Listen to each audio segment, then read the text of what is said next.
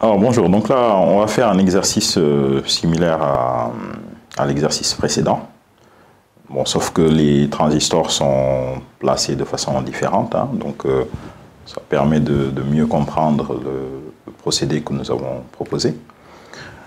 Donc là tout à l'heure, dans la partie PMOS, les transistors A et B étaient en parallèle, là ils sont en série, et les blocs AB sont en parallèle par rapport au bloc CD, alors que tout à l'heure ils étaient en série. Voilà. Donc ça permet de mieux approfondir la méthode que nous avons proposée pour les CMOS.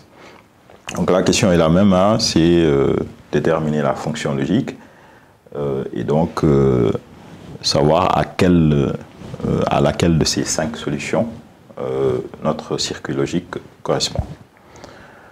Voilà, donc toujours pareil, on ne regarde que la partie PMOS, hein, donc on oublie la deuxième partie du schéma.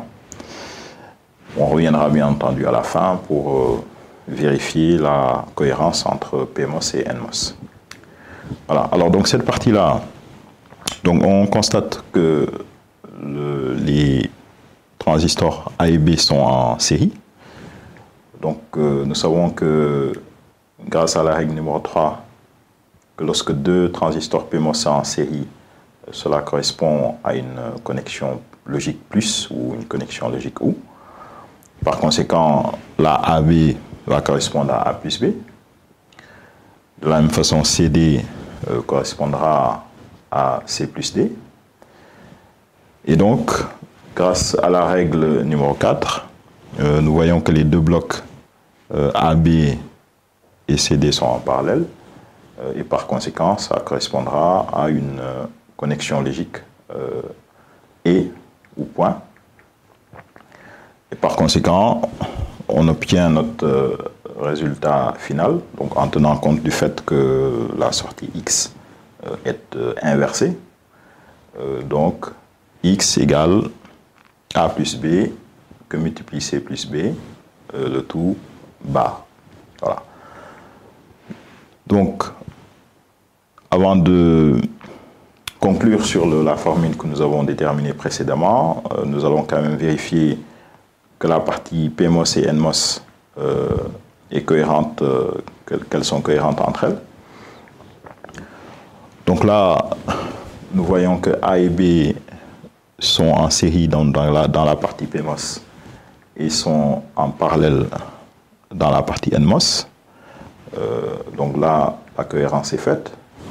Donc de la même façon, CD en série dans la partie PMOS et donc en parallèle dans la partie NMOS.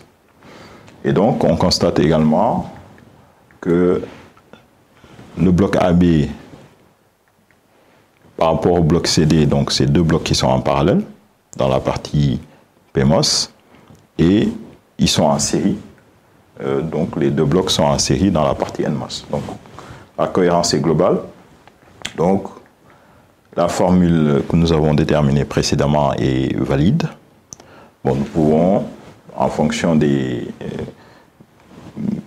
des solutions qui ont été proposées, on peut, bon, soit on identifie directement la solution et on arrête là l'exercice, soit on peut développer davantage cette solution, notamment en utilisant donc la loi de De Morgan.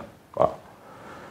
Donc cette solution, bien sûr, peut se réécrire avec la notation qui est plus mathématique, hein, avec des ou et des et. Et donc, cela correspond à la deuxième solution. Voilà. Bon, là, contrairement à l'exercice précédent, on n'a pas redéveloppé, hein, mais quand on va appliquer la loi de De Morgan à la formule qui a été obtenue, on va tomber sur la solution, sur la deuxième solution. Voilà. Donc, je vous laisse faire ça à titre d'exercice.